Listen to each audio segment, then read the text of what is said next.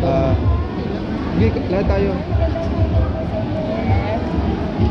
Ma'am, ano yung masabi nyo na maraming mga senior ngayon ang matutulungan dahil po sa inyo rin po at kay Ma'am Martha Mondong, nadala nyo dito yung AX? Ay, oo. Hindi, kasi talaga namang hindi lang naman dito o dinala ang pagtulong. Lahat ng sulok ng Pilipinas, tumutulong tayo. Magmula Hulo hanggang Batanes, tumutulong tayo sa mga tao. Kaya maski napakalayo, kagaya niyan, tapos na ako sa Mindanao, tumulong na po ako sa lahat ng region doon sa Mindanao. Tapos, pag ganun talaga ako. Yun. Ma'am, maliban... Sabi na dito sa mga seniors ng Manila, At least naman, ay okay po ang pagtanggap nila. Palagi naman hong ganyan ang mga senior citizen. Very grateful sila. Basta tulungan mo sila, they're very grateful. Kaya natutuwa ako. Alam nyo, maski anong pagod ko, basta makita ko yung saya ng mukha ng senior citizen, nawawala ang pagod ko. Ma'am, maliban dito sa matatanggap nilang AX o yung hatid ng government na binaba nyo rito, ano pa yung possible na matanggap ng mga seniors? Meron tayong medical assistance na kung meron silang may hospital sa kanila, nangangailangan sila ng gamot o ano man ang kailangan nilang pang medical, makakatulong po kami. Maski maoperahan sila sa puso, o marami na po akong naoperahan ng puso sa heart center. Ma'am, Congresswoman, tanong ko lamang po, no?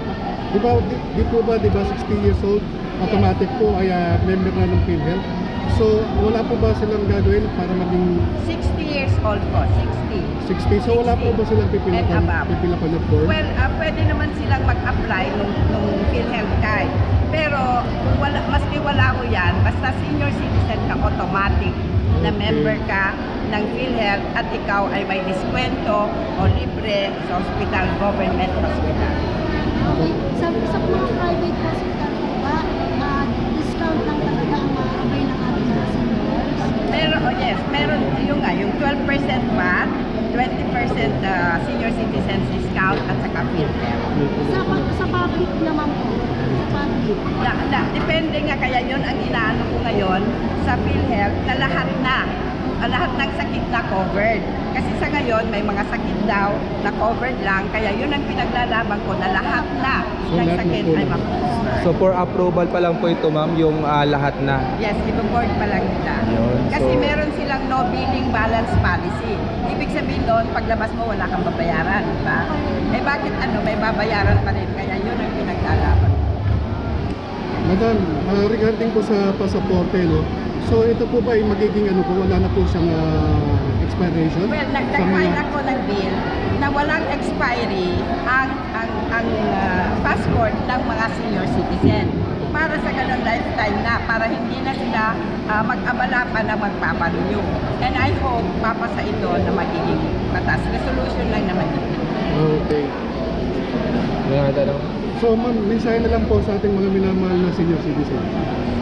Mga mahal kong senior citizen, alam naman ninyo na hindi ako tumitigil na ipaglaban ng inyong karapatan at benepisyo. Kaya ito po ang inyong kapatid, ang United Senior Citizens Party List na maaasahan ninyo na taus-pusong tumulong sa inyong lahat. Ma'am, isa na lang po, hindi lamang po kayo isa sa nagmamahal, especially dito sa District 5. Nandiyan po si Miss Martha Mondong. Mensahe niyo po kay Ma'am Martha Mondong sa pagmamahal niya at katuwang nyo rin sa pagmamahal ng mga senior dito sa Manila. Yes, maraming salamat kay Myra at alam ko mahal na mahal din niya mga senior citizens at inaalagaan nila ang mga senior citizens. So ako, basta sino man ang magmahal sa mga senior citizens ay mahal ko din. Mensahe po sa ating Pangulong Bongbong Marcos. Hope we will make the universal social pension a priority bill. Kasi yun po ang gusto ng mga senior citizen at mahal na mahal ka ng mga senior citizen. Salamat po, ma'am. Salamat po sa oras ninyo. Maraming salamat. Congresswoman Magsaysay. Thank you po. Salamat po, ma'am. Thank you so much po. Mabay po kayo. Barangay 803 Zone 87. Francisco Street corner, Summer Street, San Andres.